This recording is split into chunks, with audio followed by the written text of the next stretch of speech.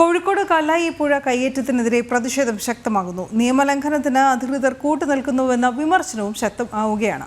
അടിയന്തര നടപടി സ്വീകരിക്കണമെന്നാവശ്യപ്പെട്ട് പ്രതിഷേധം ശക്തമാക്കാൻ ഒരുങ്ങുകയാണ് പുഴ സംരക്ഷണ സമിതിയും.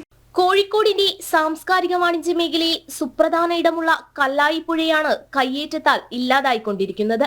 കല്ലായി പാലത്തിന് സമീപം മണ്ണും മാലിന്യവും തള്ളി നികത്താനുള്ള നീക്കമാണ് നടന്നുകൊണ്ടിരിക്കുന്നത്.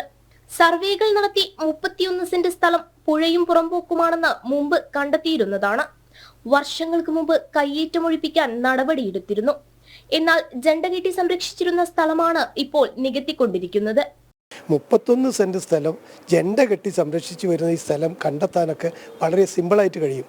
കാരണം രണ്ട് ഭാഗത്തും ജണ്ടുണ്ട്.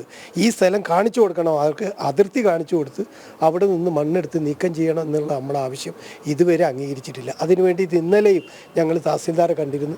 അവിടെ സർവേ നടത്തിയിട്ട് പൂർണ്ണമായിട്ടും മണലെടുത്ത് മാറ്റണം.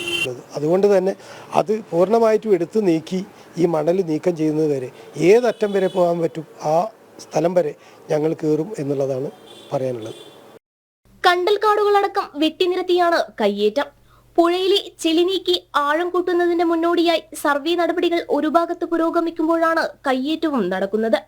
ഇതിന് അധികൃതർ ഒത്താശ ചെയ്യുന്നതായുള്ള ആരോപണവും ഉയർന്നു കഴിഞ്ഞു. ഇടപെടൽ ആവശ്യപ്പെട്ട് തഹസിൽദാർക്ക് പരാതി നൽകിയിരിക്കുകയാണ് കല്ലായി പുഴ സംരക്ഷണ സമിതി. നടപടിയുണ്ടായില്ലെങ്കിൽ പ്രതിഷേധം ശക്തമാക്കാനാണ് കൂട്ടായ്മയുടെ തീരുമാനം. ജനം, കോഴിക്കോട്.